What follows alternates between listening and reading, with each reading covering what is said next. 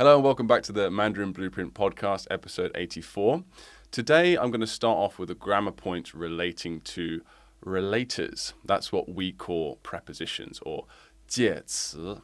And I think that's a much better sort of way of describing it, because prepositions essentially show you how one word in a sentence relates to the other.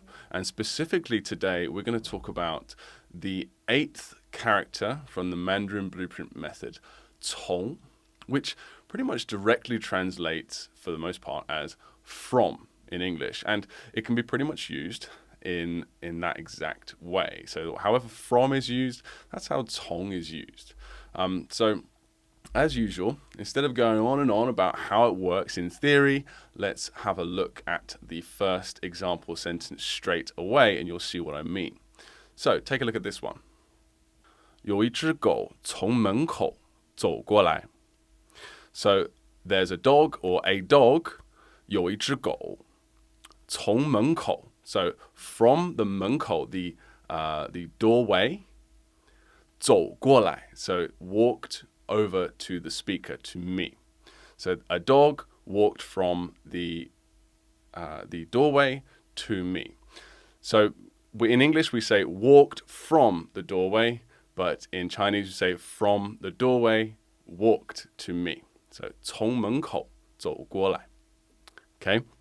So pretty straightforward. That's how it works for the first one. Let's have a look at the second sentence. This one is from level 17 of the Mandarin Blueprint Method. It's another one about a dog as well. 这只狗被我从桌子上打下来了. Okay, so sorry about this one. We do not condone any sort of violence to animals whatsoever. I feel like this one needs a little bit of an explanation. This dog got knocked down. This dog got knocked down from the table by me. Okay, so again, we do not condone violence against animals. This is just... So the way the Mandarin Blueprint Method works is we have a limited number of words because we want to get you reading Chinese sentences and understanding them as soon as possible. So we actually give you full, comprehensible Chinese sentences with lots of context, so decent length Chinese sentences, after you only learn approximately 60 characters and about 100 words or so, which is unprecedented, right? But in order to do that, we have to talk about the same nouns, or we have to say things in a certain way. It's always natural. It's always how Chinese people really speak, but all I can say is, we have limited choice, so we have to be creative with how we use some of the words. So apologies if anyone's offended. I love dogs. I have 2 of them, okay? Anyway, that's done. All right, so let's have a look at this sentence and the actual grammar about it. So again, this dog, 这只狗被我 is sort of the passive voice, so it's by me. So 被我, so by me, 从桌子上 from the table, 打下来了, so knocked off or hit off. And the l, of course, at the end signifies that change. Okay, so that's what happened. The change happened. So this dog got knocked down from the table by me. So you can really see when you have these more longer, complex Chinese sentences, how the grammar, the position of the words essentially is rather different in Chinese, isn't it? So 这只狗被我从桌子上打下来了. Awesome. So from the table, off the table. So this third sentence is she took the phone out of her pocket. She took the phone out of her pocket. So when you want to say to take something from somewhere or to do something to an object, you would use the word 把, which sort of means to grab, to hold like that. So 她把手机从口袋里拿出来. Yeah, so she took the phone from her pocket and took it out. So that's sort of how the Chinese word structure would go. So have a look at that sentence one more time. 她把手机, she took the phone, 从口袋里, from inside her pocket, 拿出来, took it out. 拿出来, that's how you say to take something out. So all of these 3 sentences so far, they show that 从 is relating an origin point to a destination. And all of these sentences so far are talking about space, so from this point in space to another point in space. And this reminded me of a very sort of common 成语, which is a 4-character idiom in Chinese. 从头到尾, 从头到尾, which literally means from head to tail. So 道 is the destination. I'm sure many of you, if you're learning Chinese, you would know what 道 means, right? So 从头到尾is the way you would describe. It can be used in many different ways. It can talk about explaining something. There's 从头到尾的解释. So you can say explain from beginning to end. So in that reference, or you could say someone is covered in something from head to foot, head to toe. That's how we would sort of translate it as well. 从头到尾. So that's sort of another. It's a bit more of an abstract usage of the word 从 there. And it can also be used from between one time to another time. So you could say 从下午2点到5点. So from 2 o'clock in the afternoon to 5 o'clock in the afternoon. So there you go. 从 is the word from in English essentially, and it can be used in pretty much the same way, except of course Chinese grammar, word structure and all that is obviously very different when it comes to longer sentences. But if you keep looking at the example sentences on our course and you keep having mass exposure input through reading and listening, you will click with this concept very quickly. Okay, so without further ado, let's move on. Okay, so jumping into the emails and messages and, of course, comments that we've had on our course and various courses throughout the week, we're going to start off with a message from Gareth Edwards from the community. And here he says, "Hi, I'm new here. Just wondering, as I bought a couple of 100 lessons with a tutor a long time ago, how best I can use them in conjunction with this course." Wow, that's a lot of lessons. Originally, she wanted to take me through her version of the HSK, which would have been a long and arduous process. Yes, it would. Yes, it would. Do you have any recommendations on how I could have her teach me, seeing as I will be using the Mandarin Blueprint Method for the basis of my learning? Would you suggest I use her just for conversational practice, and how would I go about that? Sorry, I'm reading very slowly at the moment. I'll try and sort that out. Perhaps I could do an hour a day on topics I'm interested in. I appreciate your advice. Thanks. That's a great start, mate. Yes, there's a few things I suggest, and that is definitely one of them, is just choose something you are passionate about. So, for example, especially when you're paying good money, I mean, when you have a free language exchange partner, that can work out really well as long as you don't mind spending a bit of effort maintaining the relationship and also putting up with a bit of give and take about what you can talk about and when you get to speak Chinese and they get to speak English and so on and so forth. But when you're paying good money for lessons, it's the best situation, in my opinion, if you have the money, of course, because you get to talk about what you want. And, if you end, so for example, choose topics that you love talking about that maybe your friends or family are sick of don't want to talk to you about anymore. Even if it's just controversial politics or whatever it might be. Okay, just use this opportunity to, whatever you're interested in, any sort of hobby, any movie, anything like that, something you watched or read or saw recently, or some sort of news event or worldwide event that you want to talk about that people are sick of hearing about. I wonder what that might be. So that's one thing you could do. Another thing you could do, if you're sort of doing it in conjunction with the Mandarin Blueprint Method, is you could choose just a bunch of words or example sentences, or you could, just words that you've just learned or just unlocked, and say you want to go through and start making, you want your tutor to help you make example sentences and practice them and tell you maybe, and give you some ideas for, and you.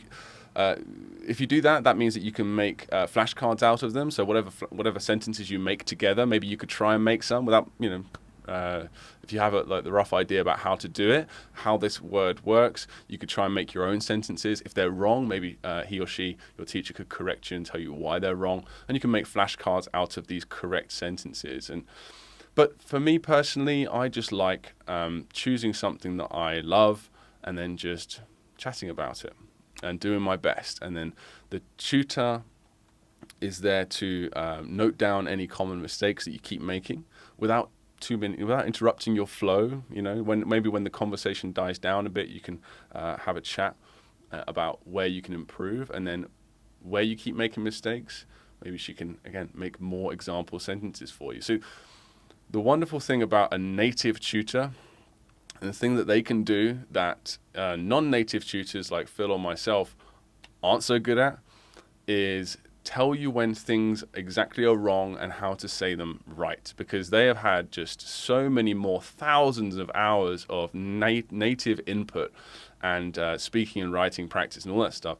They just have this highly tuned, even if they're not very good teachers per se, they always have this highly attuned sense of what is right and what is wrong. And that's the thing that's the most valuable from a tutor. Now, the thing that isn't so valuable from a tutor that Phil and myself do have is advice about actual language acquisition.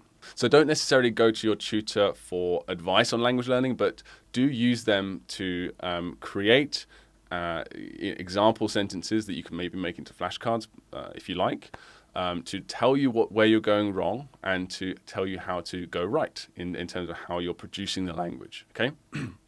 Oh, and if you can, also get them to recommend some cool content for you, like native content at your level. Some teachers can do that really well, some teachers can't, but again, they have deeper, more attuned access to the Chinese internet and Chinese media that, again, people like Phil or myself might not have, right? So that's another sort of advantage that they would have. Anyway, I hope that helps. And you've got 200 hours, so pace yourself. Start slow, maybe 1 or 2 hours a week, and just see how it goes. And once you've found a flow, a style of language class that you like, then go as heavy as you like.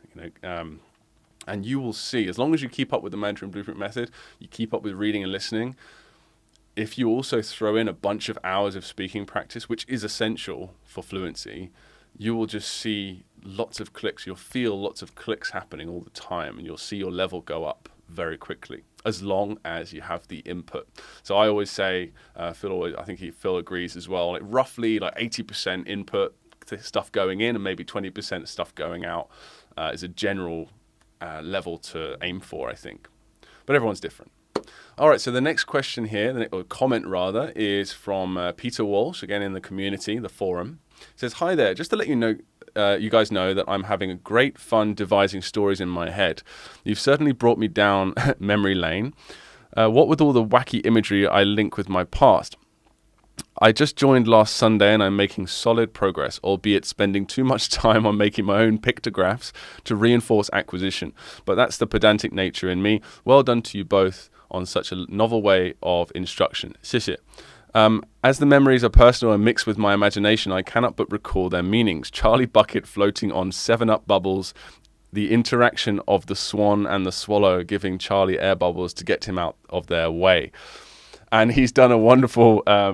He's added an example of his image. It's hilarious and brilliant. So please check that out in the show notes.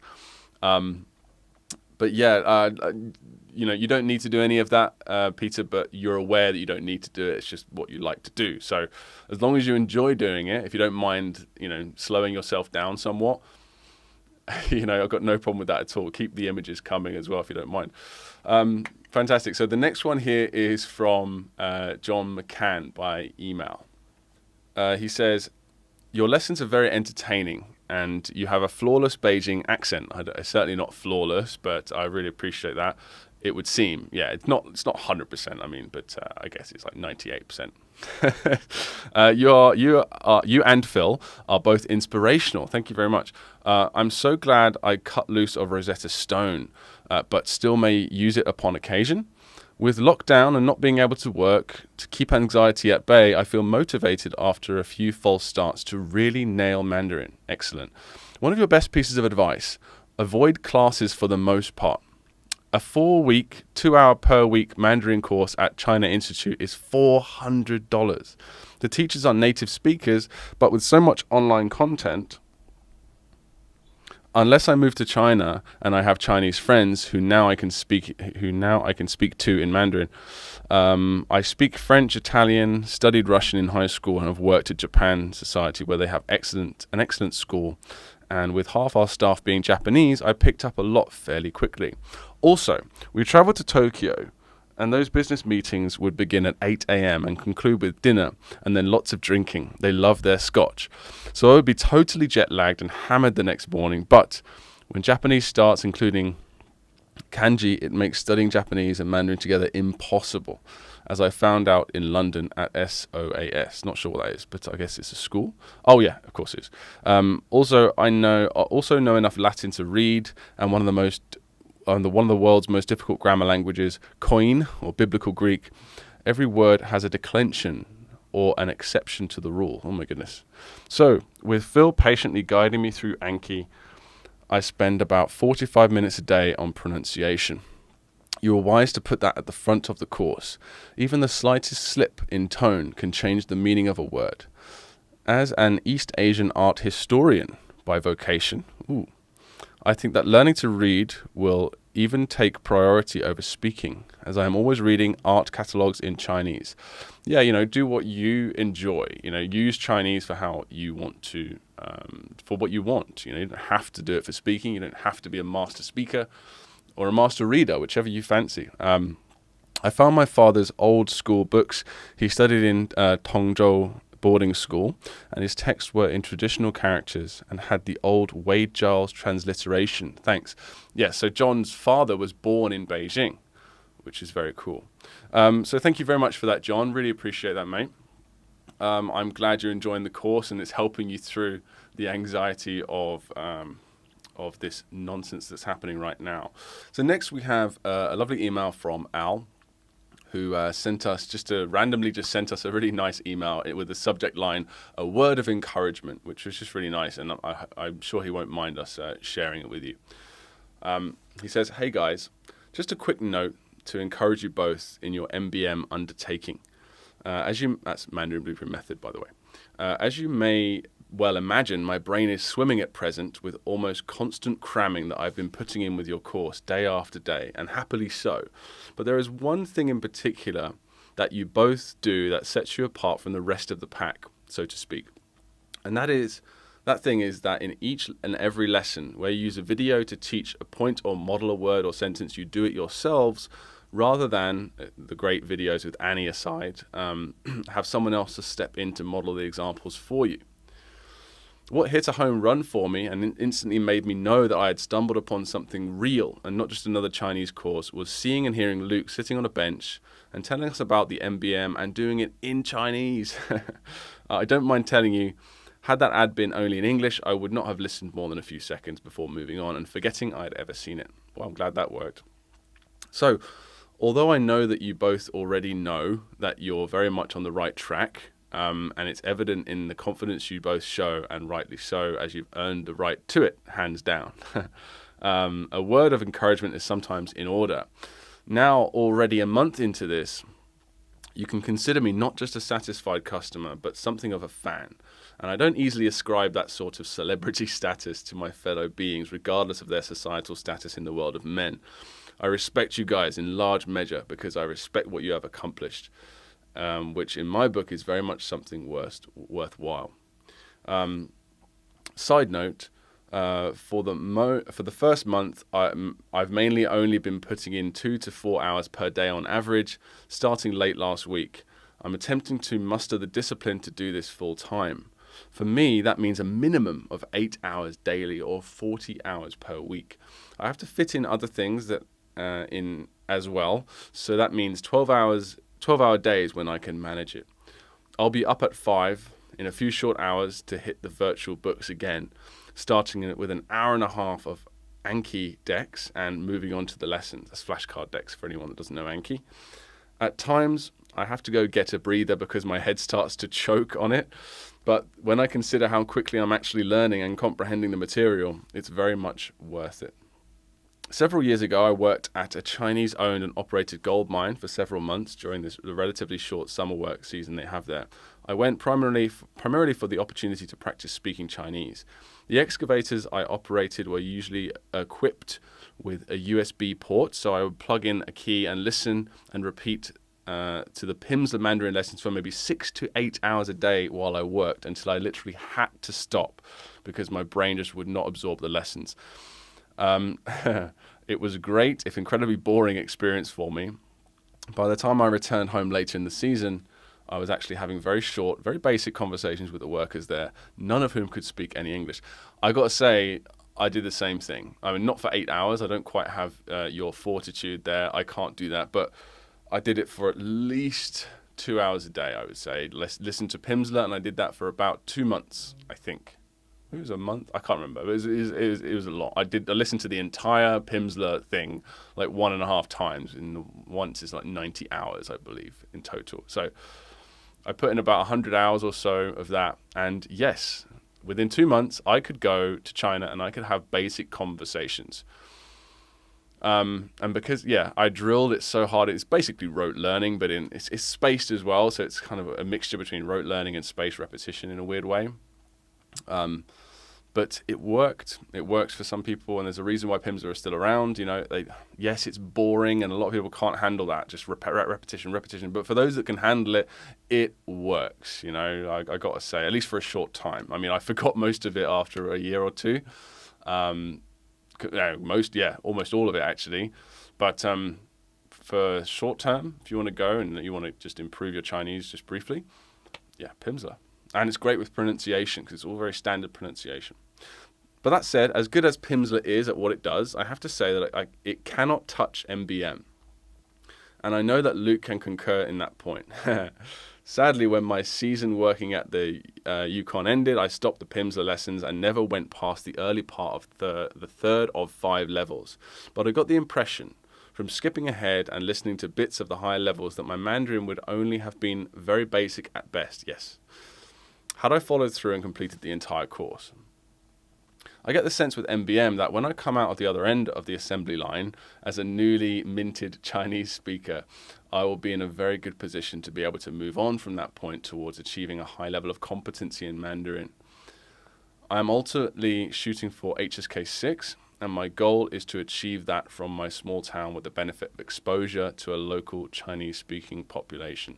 Yeah, and when you get to the HSK 6, which if you do 8 hours a day, will probably be in a year or so, or at least, not to push it. You don't have to push yourself to do it in a year, but it's definitely possible with your speed and time investment. You'll get the HSK 6 and you'll be like, okay, I want this. You'll move straight on to the next level.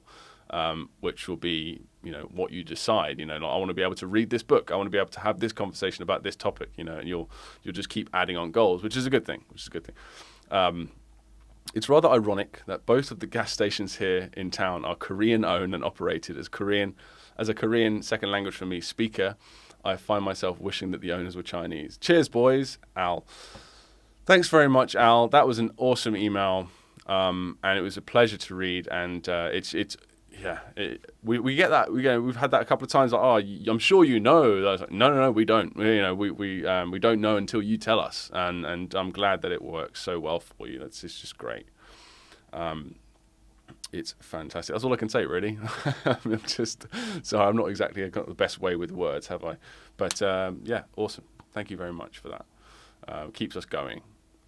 All right, next we've got Neil. He's got a comment on make a movie for jia, which means house in Chinese. He just says, one of my calligraphy teachers told me that in the old days, a pig would be kept in the house. Didn't want to get it stolen. And I'd heard something similar to this as well. If you look at the character jia, it's an ideograph, which is like sort of an abstract pictograph, basically. So pictograph meaning a picture of what it means, right? So home is an abstract concept, and we have a roof component at the top, and then this other squiggly thing at the bottom, it means pig. Which is very confusing for some people, of course. And I was told something similar, but not in that particular way. Yes, like pigs would be kept inside the house because they're a form of sustenance, right? So they're very, obviously, incredibly valuable at the time. So they don't want to get it stolen. That would make sense. Yeah. So there's lots of these little nuggets of sort of Chinese history and culture woven into a lot of these characters, and it's just another cool thing to discover. All right, so the next comment we've got is from Jacqueline on tone change rules part 2 for bu. Let's have a look. She says, I have to say, this is for the pronunciation course, by the way. I have to say that I'm thoroughly enjoying this course, despite my fears. I actually find the pronunciation part pretty easy. I already speak 3 languages, English, French, and Seychelles Creole, and I find many of the pronunciations that would seem impossible to an Anglophone are very similar to French and my own native language. I have always wanted to visit China and immerse myself in its rich culture and beautiful people. Thank you. There are many offers for Chinese language classes out there. However, yours is the best I have found. Thank you very much, Jacqueline. And and I always like this when I see people on the pronunciation mastery course who are really happy with it. It's like, this is a great course, and it's great to see, and they're finding results. And you haven't even scratched the surface of what you've got, like what else we've got waiting for you. I'm not sure if you have the full course yet, or if you just purchased the pronunciation mastery individually, but if you ever get around to the full course and you start learning how to read Chinese, like Al, it's even more satisfying.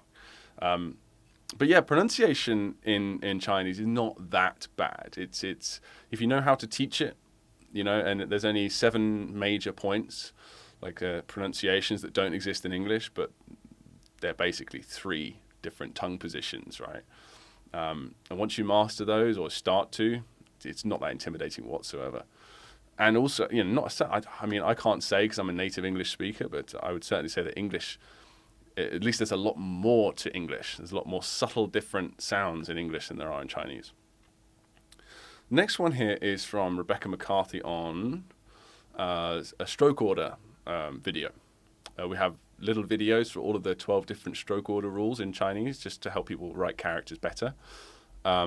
And she says, hello, so I already have some experience with Mandarin and know, in inverted commas, a good amount of words and can use them in speaking, but the writing has been a huge struggle. This method is helping me immensely, and I find I am learning to write them very quickly now. I would like to study the stroke order rules and was curious if you have already made an Anki deck for those. If not, I can make my own. Yours are just so nice with the characters, and we have like little GIFs showing the stroke order. I don't know how to do that on Anki. Haha. Anyway, thanks so much. Yeah, that's awesome. Thank you. I'm glad you're enjoying the course. It's helping you out. As for stroke order rules, literally we just gave you the step-by-step sort of drawings of how to draw each one, and you have a GIF in your flashcards for every single character that you learn, front and back, right? So that's more than enough. I didn't actually study any stroke order rules myself. I just copied how they were written and then naturally picked up the stroke order rules.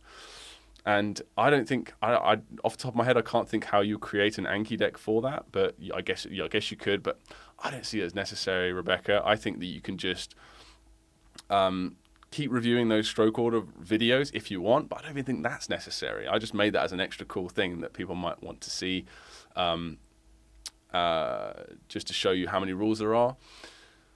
But a lot of the rules, some of them are like kind of not in, so there are some characters which are like, they're very complicated, and in terms of they don't really fit the rules. So some of the rules are kind of like, they fit the rules, but some of the rules are like I after E except after C, or I before E except after C, whatever. So it's like, oh, this should be this, but actually it's written like this because of this specific situation. Like, so it's best to just follow the stroke order GIFs or the diagrams that we've given you, and just follow them carefully and make sure you write it properly, and you'll naturally understand how to write characters going forward. But yeah, we certainly don't plan on making an Anki deck for it, but you're free to do that. All right, nice. So the next one here is from Will Rayleigh on simple final U. the sort of umlaut yu in Chinese. Introduction with yu, fish. Yu. I'm struggling with pronouncing this one. Sad face. Could you maybe explain how my throat should be when saying this? Does it breathe out air in a specific way? No, it's not to do with the throat, right? So it's to do with two different things. This particular sound, make sure your tongue is behind your bottom teeth, like that. That one's actually something that I didn't realize I was doing. I was saying the sound correctly, but I didn't realize actually that that's one thing that people don't usually tell you. You got to keep the tongue behind the bottom teeth, just like in ji, right? So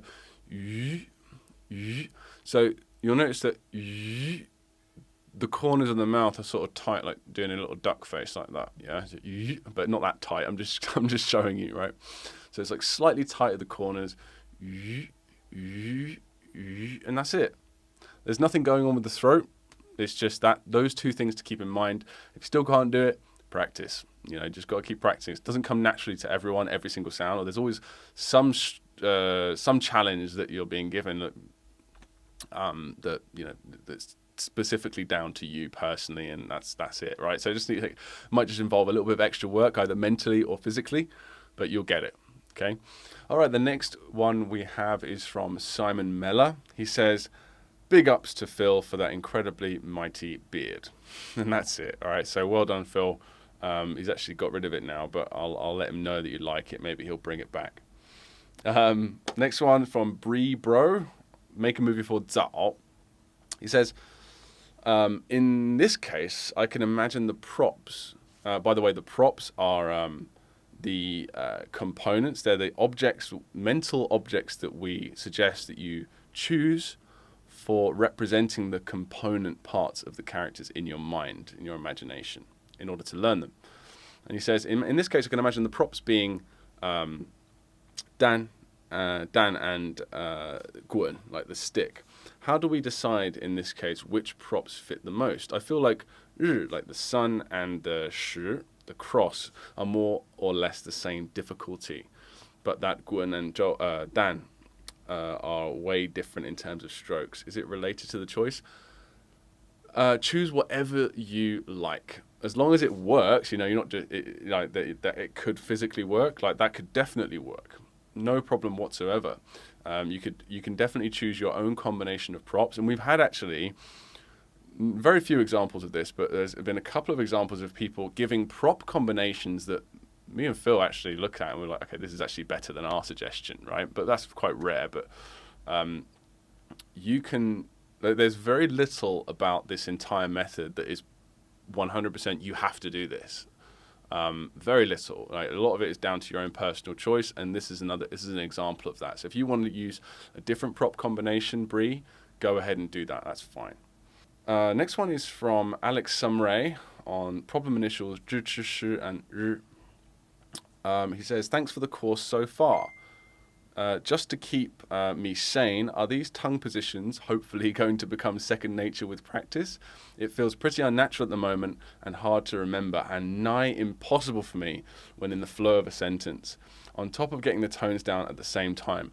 Yes, it will become easier. Like what you're doing right now, if you've never practiced Chinese before, what you're doing is it's the equivalent of doing yoga for the first time. You cannot go and do the perfect, I don't know any yoga positions. I'm not a yoga person, but you know what I mean. You can't just go in there and do the splits or whatever they do, downward dog or whatever, straight away. You need to, your tongue is a muscle and your cheeks are muscles. And it's not just about building muscle, it's about just getting used to the reflexes and stuff.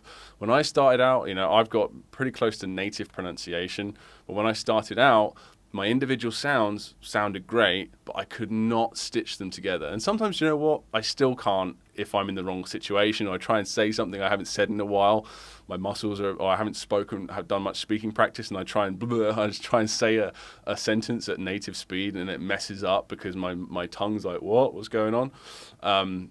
It's just muscles, right? They take time to get used to it, but you will with practice. And that's why it's good to do the minimal pairs decks, shadowing, which if you don't know about, you'll find out about towards the end of the pronunciation course, shadowing.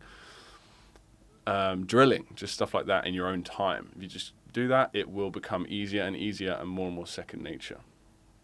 All right, so that's it for all of the sort of general comments we've had this week. Let's move on to stuff related to the specifics of the course itself. So the movies. So this is the part that we all like, I like anyway, where we go through some of the example movie scenes that our clients, students, whatever we want to call you, have come up with this week and shared with the community on the forum or on the comments on to help other users out.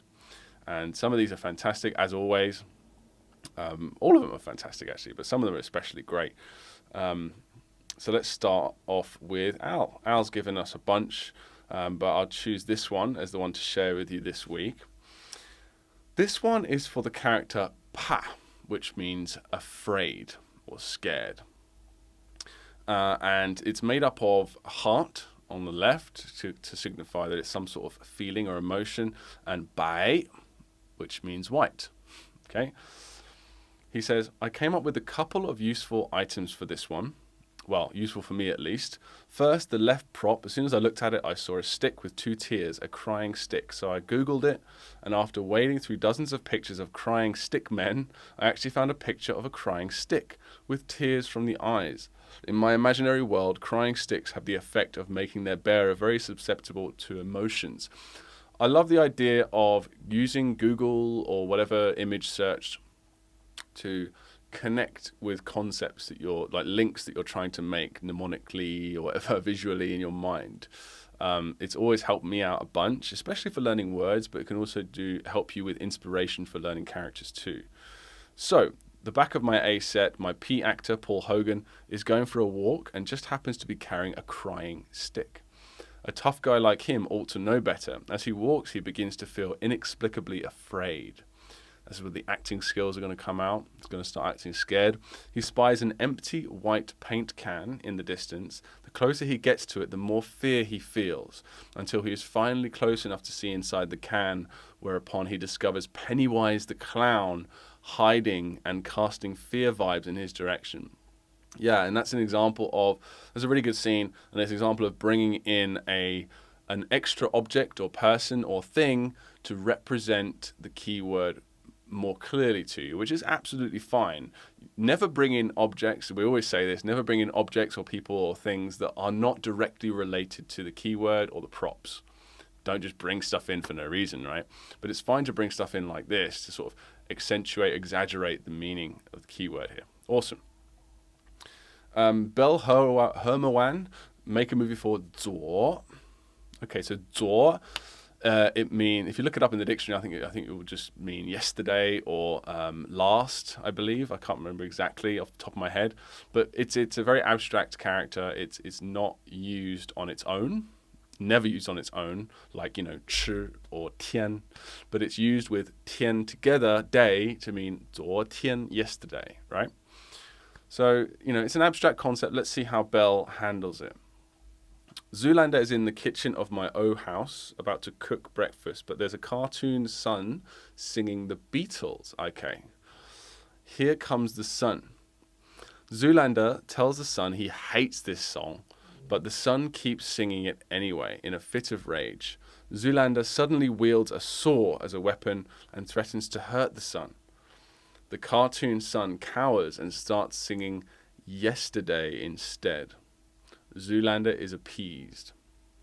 Yeah, so music is something I never went with, but that's because I don't have any sense of music really. I'm not a very musical person, but music is a really good choice to help, especially with these sorts of really abstract concepts like yesterday, right? So that's a great way of fixing that problem, and especially with the song so catchy that's just going to be there in your mind. Yeah, I really like that idea. Awesome. Well done, Belle. So the next one here is Faraz, for make a movie for ji, which means plan. Plan makes me think of bank heist. Nice. Marilyn Monroe rappels from the ceiling of my bathroom. A security guard comes in, So she speaks on a microphone, speak prop. That's the left-hand side prop, to make him go investigate the speakers. She dives behind a crucifix just to avoid him from seeing her as he returns. That's really good. You could even have like the Mission Impossible music or something like that, something cheesy. Again, if you want to throw in a bit of music in the background to accentuate that idea. Because plan's also pretty abstract, right? But you've shown that visually very well, I think, already. But there's always cool ways that you can spice up your scenes if you want. But I think that's more than enough what you've done there. Awesome, Faraz. Next one here is from Deborah Driscoll on Make a Movie for May, which means not or none or not there. So it's a very abstract concept as well. So let's see how she handles it. My M actor is searching around the kitchen of my EI set, getting more and more angry to myself. I don't have my yo-yo. My life is not worth living without my yo-yo. She's like, and maybe he would be like patting his body and saying, where's my yo-yo? I like clearly showing through visuals that he doesn't have the thing that he wants. This would be so totally out of character for my ultra laid-back friend Mark, and it's memorably funny. That's great, bringing in personal characteristics of your characters and actors and whoever into your scene, which is the whole benefit of choosing people personal to you that you know well or know of well. Suddenly, out of the corner of his eye, he spots a caterpillar. I love she's put little emojis of all the things she's talking about, which caterpillar represents ji. You can just look at the show notes. You can see what I mean by that. Playing with his yo-yo, he grabs a nearby hosepipe. Horsepipe is not a thing. And squirts the caterpillar right across the room, saying, now you know how it feels not to have my yo-yo. Now, of course, that makes no sense, but that's probably why it will work really, really well. So the whole theme of May, that very abstract concept, has been shown very well throughout the entire scene. And then the actor is just taking out that frustration of not having it on the caterpillar. I love it. Yeah, really good. And that will work. That will work really well. Next one is from Oliver Barrett on Make a Movie for S, meaning for. He says, Sam, that'd be the S actor, is in the garden of my childhood home. When I walk out, I see he is admiring the grass is filled with four-leaf clovers. He bends down to pick one up when the rolling stone's mouth comes out of nowhere and gobbles Sam up. He eats most of him, but opens his mouth to talk when just the two legs are still in his mouth. Those four-leaf clovers are mine. Yeah. Let's just have a look at that one again. He's grass field for yeah. As long as that four-leaf clover is clear and obvious, I don't even think you need the last bit there. I think, but I like that. It's good to have like a final sort of climax to the scene. To sort of exaggerate. I don't know if I can use that. I'm using that properly today. But exaggerating the visual of what you're doing. And maybe you could even do a close-up on the four-leaf clover, because it's like this very special thing. Maybe even slow motion grab for it. You get the idea. But that's great. Awesome. I'm giving those tips not for you, Oliver. You've clearly got this down. I'm just giving that for people listening. Fantastic. Well done. I really like that one. Mike Rochford on Make a Movie for Du, which means poison. He says, Dumbo, D-U, as the D-U actor, is sprawled out on my childhood home kitchen floor. He's deathly ill because he's been poisoned. We've tried to make him as comfortable as possible with a hay bale bed and have even slipped in under him a picture of Mother Teresa praying for her divine intercession for his recovery. Hay bale bed. Okay, I get it. Because you got mother is the bottom component. I got it. Nice one. Yeah, I really like that. And poison is really easy to show, isn't it? Like clearly, visually, and you've done that from beginning to end. I love that Mother Teresa like praying for him at the end. That works really well. Well done, Mike. We've got a story here, a story scene. We've got a scene here from Ija. Make a movie for now. To make a noise. And you can say 别闹, like don't cause a fuss, stop being noisy and having a tantrum or whatever. She says, actor is Neil Patrick Harris in the backyard of her AO set. The props are a large door, obviously, for the door part. And in the middle, we've got a top hat for the little top part and a towel. All right, let's see what she does with these three objects. The stay-at-home order was issued 3 weeks ago. Okay, topical. Love it. And Neil was feeling fidgety and restless. He had performance withdrawal syndrome and a sudden urge to break into song. He couldn't keep it in. So he put on a top hat and began to sing and dance to a medley of Broadway tunes around a giant door in the backyard of my AO set. The similarly restless neighbours started to feel annoyed from all the noise disturbance, and they threw in all sorts of household items towards his direction. He finally threw in the towel after a dirty towel managed to land on his face. Love the puns, bringing the puns in, puns coming in hot. Well done, Ija. I really like that scene. Thank you. Tyson, I'll make a movie for 请, which means please, or to invite someone. He says, I made a movie which would combine some sort of different meanings of 请, below in all caps. There was a request that shǒujī actress give out surgical masks, and that is the prop that he's chosen for 请, the right side component, because that's the color of those surgical masks, which is very clever. Because of the pandemic, she chooses the third tone room of my ENG set to do this. Unfortunately, there's a mob of unruly, ungrateful people fighting for the masks. In frustration, she grabs a megaphone and scolds the crowd. At your request, I invited you here for masks, and it's my treat. Yeah, because 请 can also be to treat someone. 我请你, I will treat you. But please, that's another meaning of 请, be civilized and at least say please. Yeah, I like that. So that's actually something I don't see very often, which is using all the multiple meanings of a character in one scene, which is a cool concept we could experiment with, because there's always that thing of, oh, how do we handle 多音字?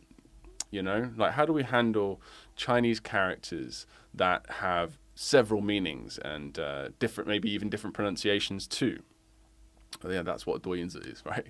And that's something we haven't really tackled, because the whole purpose of this method is to master get the basic of the character down, at least one sort of foundational meaning, and then you can build upon that through input. But maybe we could experiment and build on this method a bit more and try and sort of kill two birds with one stone, or 3 or 4 birds, depending on how many meanings the character has, and just go from there. But that's just off the top of my head. I don't know if we want to do anything with that, but there's always room for experimentation, and thanks to you guys being so innovative and trying out different things. So do we've sort of, we're always developing the method and tweaking it. So, if you think of a way that we could possibly do that, let me know. Send us an email or something, or comment. We're always reading the comments, so something that we could develop. All right, so the next comment here is from Al, and it's very simple. I just wanted to include this one because it's another cool way of showing an abstract meaning. So this d with the 5th tone, it's got a few different pronunciations. Speaking of 多音字, it's used at the end of a verb to signify that it's happening, like the continuous tense. It's happening right now. So Jet Li is practicing his world-famous balancing a sheep on a giant eyeball while wearing a Viking hat. And I like that, the idea of balancing. Maybe he's showing stress and focus, because he's in the middle of doing something right now. It's just a cool concept visually that will signify the j, which is a very tough, relatively tough character to signify the meaning of, that idea of I'm doing something. So someone's focusing and struggling to do something, such as balancing on a sheep on an eyeball, for example. I just think that's a cool way of showing the idea. All right, so let's do one more make a movie this week, and then we'll finish off.